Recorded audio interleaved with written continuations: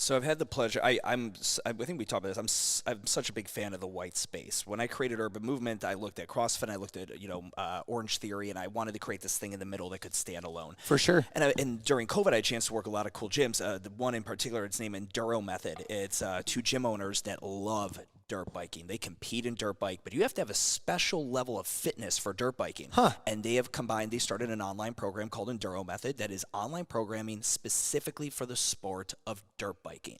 Okay. And which is really neat. And it's kind of like what you're taking two far ends of the spectrum, Brazilian Jiu-Jitsu and functional fitness, and who knows, in a couple of years, there'll be a new whatever app that you'll have or some kind of programming kind of thing. In that idea of creating white space, that I was so hell-bent on creating that and following my unique belief in fitness, because my biggest fear was if I stepped away from CrossFit and I took the name off the wall, but what I did inside, if I went around with a microphone and I interviewed 100 people doing it and said, hey, what kind of workout we do here? And everyone's saying CrossFit, I had this fear about that. And I was like, I did it. And I know if, like in NCFit here, like you guys obviously are, the company itself, in and of itself, has scaled way beyond it. If I brought a mic in here, though, and I interviewed everybody, and I said, what would we be doing? Most people probably, Jason Khalipa, CrossFit. Yeah. It's just sit on peanut butter and jelly.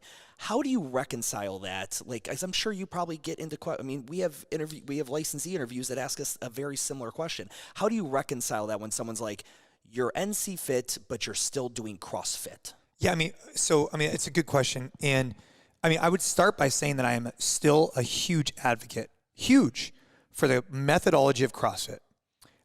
CrossFit HQ, the company, has done a lot for me and created a platform for me to build a business off of that I'm forever grateful for. We're going to hold that there. Put it Put it on the shelf. Yep. Put it on the shelf.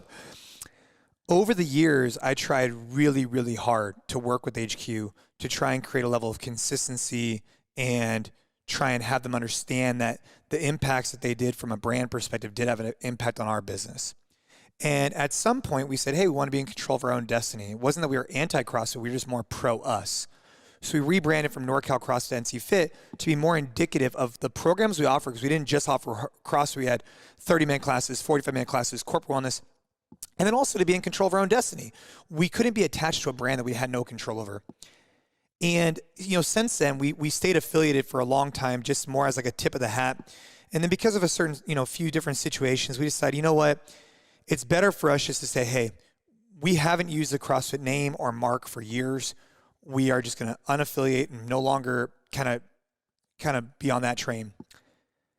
My attitude for it is more open today than it was a year ago, primarily because of my personal relationship, the leadership at HQ. I was very concerned with the direction of CrossFit in terms of its polarizing ability. Now that they've kind of calmed down and there's more certainty and the leadership has shifted over, I'd be more open in the future to maybe having conversations about this. But for now, I do believe that a lot of members in here probably still believe it's a CrossFit style gym. Sure. And even though we don't use the mark or talk about it or hashtag it, we don't do any of that. It is just part of the perception because of years and years and years of being in the space. So it is something where, we challenge with. We have played around with a bunch of different things about coming out with our own methodology, doing all this kind of stuff, and it always felt unauthentic. So I think at the end of the day, we do functional training, we do strength conditioning here. We have played again with creating our own methodology, but I'm apprehensive to release that because it feels unauthentic and it feels like we're stabbing at something that helped us build this. So even though CrossFit helped build our foundation, CrossFit in itself doesn't own thrusters and pull-ups or whatever it is. CrossFit is a brand.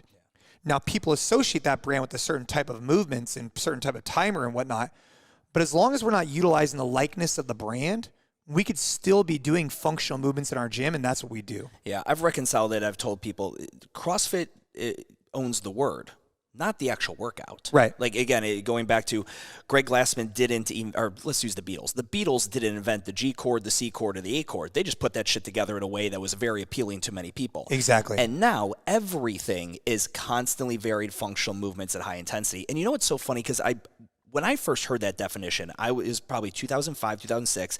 That was just a mind-blowing thing to me. Constantly varied functional movements at high intensity. Now, that's the most generic recipe for everything in the fitness industry right now, which is why I would love for you guys to dig into your own methodology. That was one of the things I really liked with Urban. I took one element of strength and conditioning I didn't see in CrossFit, which is isometrics and tempo. And we just built out, we didn't make new ingredients. I made a different recipe. Nobody owns ingredients. Nobody owns power cleans and running and burpees and all that. It's the recipe of how it's done. Pizza is the same. It's bread, it's pasta, it's cheese. But in New York, it's one way, different recipe. Chicago, it's a completely different one. Yeah, and to that point, right? Like our NC Metcon, NCX, and NC Go programs, if I'm looking at it from like old school CrossFit perspective, it is not CrossFit. Meaning we don't have single modality days. We don't do this. We don't do that. And I'm coming from a guy who used to follow .com for years, but then I had to have more of a practical application of it because I own and operated gyms.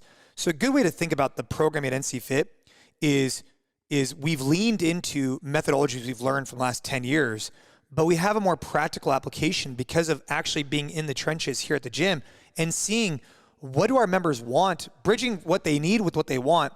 And our NC Metcon, for example, like we'll never have just, hey, come in for a 1 RM and leave. We just won't. We'll blend certain things.